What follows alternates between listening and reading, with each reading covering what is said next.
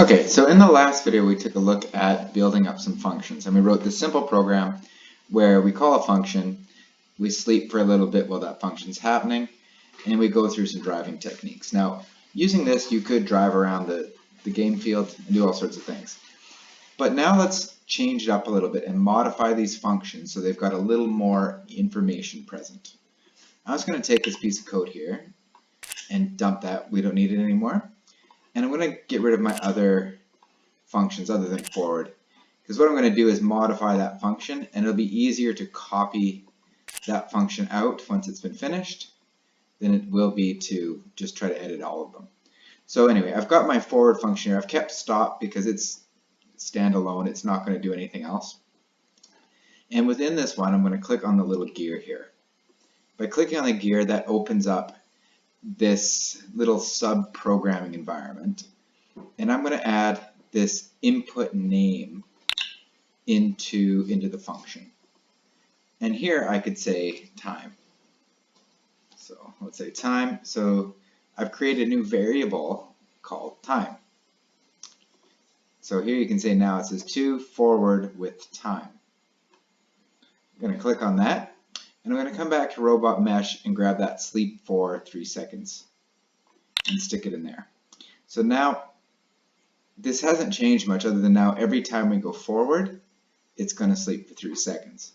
But what I could do is when I made this time variable, you'll see in here under variables that time is now shown up.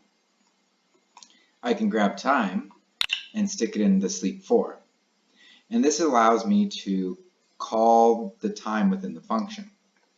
If we look over here at the start, I'll zoom in a little bit, at our actual function, now it says forward with, and this time area, which has got nothing in it right now. So I could come here, do some math, and now let's say my time is 1 second. So now at start, it's going forward for 1 second because this number here is transferring there. So it's going to call each other. If I go back to functions and I grab stop bot,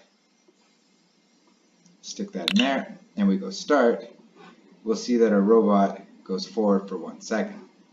So it's called on that function, and it's drove forward for 1 second.